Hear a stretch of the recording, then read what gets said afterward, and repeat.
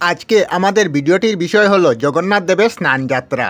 প্রথমে আমি একটু সংক্ষেপে বলে নিই, তারপর বিস্তারিত বলবো। স্নানযাত্রা কি এবং তার মাহাত্ম্য কি? দুধ ও গঙ্গাজল মিশ্রণে স্নান করানো হয় জগন্নাথ, সুভদ্রা ও বলরামকে। প্রতি বছর রথযাত্রার দিন নাকি মাথার বেদনায় কাহিল হয়ে পড়েন জগন্নাথ দেব। তখন তার মাথায় লাগানো হয় চন্দনের প্রলেপ। এই প্রলেপ তুলতে রথযাত্রার 15 দিন আগে স্নান করানো হয় জগন্নাথ দেবকে। লোকবিশ্বাস আরও বলে, স্নান করানোর পর প্রভু জগন্নাথের জ্বর আসে, তাই পরের 15 দিন ভক্তদেরকে মূর্তি দর্শন করতে দেওয়া হয় না। শ্রীক্ষেত্রে ও পুরীতে জগন্নাথের স্নানযাত্রাকে কেন্দ্র করে ভিড় হয় চুকে দেখার মতো।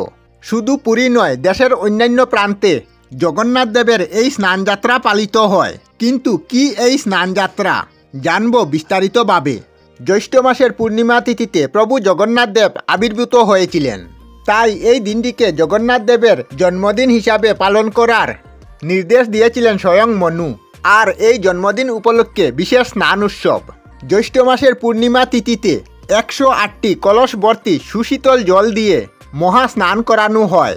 মন্দিরের উত্তর দিকে কুয়ো থেকে জল এনে মন্ত্র উচ্চারণের মাধ্যমে তা শুদ্ধিকরণ করা হয়।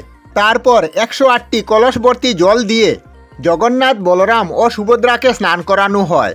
কথিত আছে, সমস্ত দেবদেবীরা এই জগন্নাথ দেবের স্নানযাত্রা ভালোভাবে দেখতে পারার জন্য মহারাজ ইন্দ্রধনু স্নানযাত্রাকালীন স্নানবেদীর চারিদিকে রত্নসজ্জিত চাদর ও আবরণ বস্ত্র দিয়ে আচ্ছাদিত করে দেন। পরবর্তীকালে স্নানবিধি জীর্ণ হয়ে পড়লে তা নূতন করে নির্মাণ করেন অনন্ত বীণ দেব। স্নানযাত্রার দিন চন্দন, আতর সহ বিভিন্ন সুগন্ধি দিয়ে জল এনে রাখা হয় স্নানবেদীতে। সুগন্ধি ধূপ দিয়ে ভরে রাখা হয় স্নানমঞ্চ। তারপর মন্দিরের দক্ষিণ কূপ থেকে জল এনে প্রভু জগন্নাথের সেবকরা এই জল সুগন্ধে সুবাসিত করে মন্ত্র উচ্চারণে সোনার পাত্রে পরিপূর্ণ ও অধিবাস করেন গর্ভমন্দিরে। এবার শুরু হলো জগন্নাথ, সুভদ্রা ও বলরামকে স্নানমঞ্চে নিয়ে আসার প্রস্তুতি। সুন্দর পাটের বস্ত্র দিয়ে ঢেকে জগন্নাথ দেব সহ বলরাম, সুভদ্রাকে নিয়ে আসা হয় স্নানমঞ্চে। 3 দেবতাকে বাতাস করা হয়, সকলে যাতে স্নানের অনুষ্ঠান দর্শন করতে পারেন। সেই জন্য পুরীর মন্দিরে একটি উঁচু বেদি করা আছে, যাতে পুরীর মন্দির ও রাজপথ থেকে সকল ভক্তরা স্নানযাত্রা দেখতে পারে। অবশেষে মহা সমারোহে ভোরবেলা জগন্নাথ, বলরাম ও সুভদ্রার স্নান সম্পূর্ণ হয়। সেই দিন সন্ধ্যাবেলা স্নান পর্ব সমাপ্তির পর জগন্নাথ ও বলভদ্রকে গণেশ রূপে সাজানোর জন্য হস্তিরূপ বিশিষ্ট মস্তক আবরণ পরানো হয়। জগন্নাথ দেবের এই রূপকে বলা হয় গজবেশ। কথাগত বিশ্বাস অনুসারে স্নানযাত্রার পর জগন্নাথ দেব অসুস্থ হয়ে পড়েন। এই সময় তাকে বৈদ্যের চিকিৎসাধীনে গোপন একটি সংরক্ষিত কক্ষে রাখা হয়। জগন্নাথের এই অসুস্থের পর্বটি অনুসরণ নামে পরিচিত। এই সময় ভক্তরা দেবতার দর্শন করতে পায় না।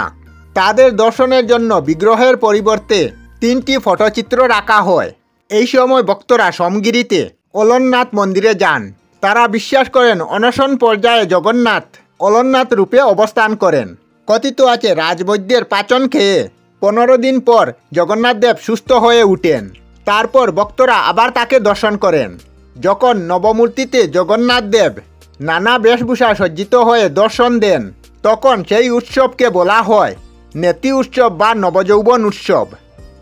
আমরা আমাদের চ্যানেলে সব ধরনের ভিডিও আপলোড করি, যেমন ব্লগ, নিউজ, কুকিং ভিডিও, ধার্মিক আলোচনা ইত্যাদি।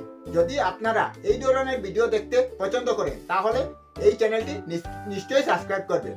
আমি আপনাদের সাথে বিদায়ক না, আজকের মতো বিদায় নিলাম। আর ভিডিওটি ভালো লাগে লাইক, শেয়ার ও কমেন্ট করবেন। ভিডিওটি সম্পূর্ণ দেখার জন্য অশেষ ধন্যবাদ।